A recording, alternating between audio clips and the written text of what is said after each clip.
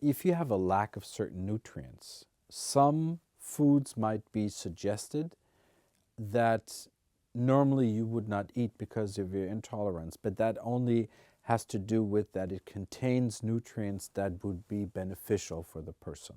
That's the one possibility. The other possibility is that within the avoidance table, some things might pop up there which you know that you might be intolerant to and you haven't eaten for years, or maybe you never have eaten, and still it shows. Why is that? Because the body is smart. It is so super smart. Any cell in the body is myriads smarter than any rocket technology.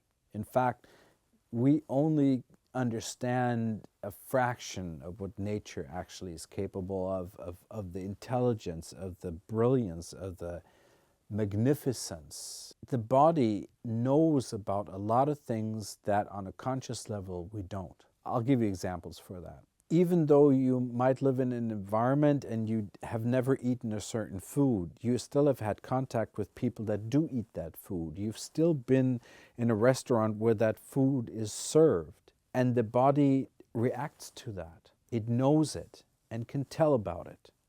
If I were to eat that, that's something I could not take well. In one report that I did with a young guy, it said oyster, avoid oyster.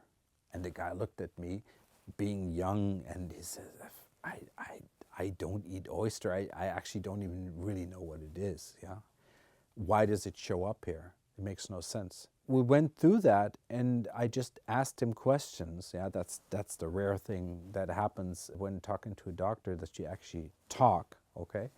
And I just involved him in the conversation and said, okay, so how about, where do you work? What do you do? What do you like to eat? And it had obviously nothing to do with that subject, but then I asked him the question, what is your favorite food? And he says, oh, I love Chinese. And I said, okay, well, do you tend to go out then to eat Chinese? And he said, yeah, actually, maybe even 3 times a week.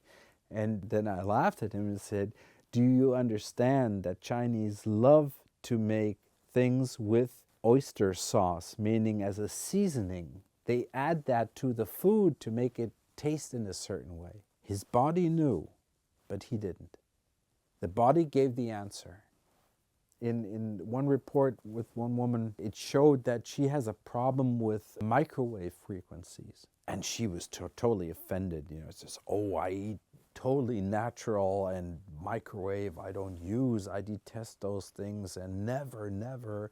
And she was actually insulted.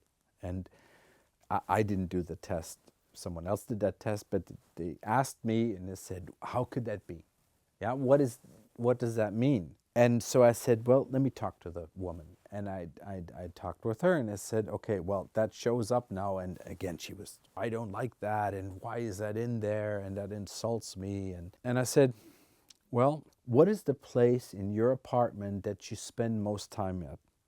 And she says, well, just like at my mother's house, the kitchen. The kitchen is the center. We don't watch TV, so the kitchen is the center of our life. And I said, okay, so where do you sit? Yeah, well, I sit there on the table.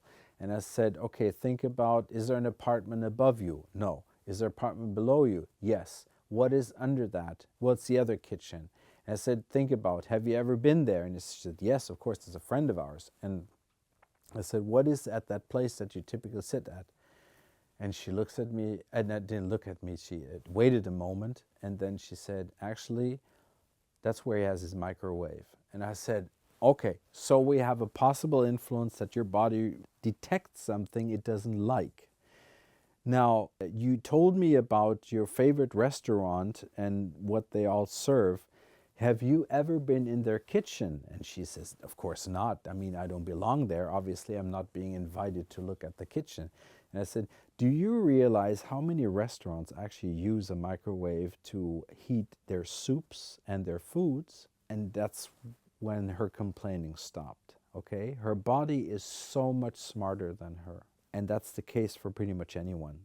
At that level, the body detects things that you don't consciously know. But this is why the report is so valuable, because it detects things that have never been spoken about, things that don't fit into the raster.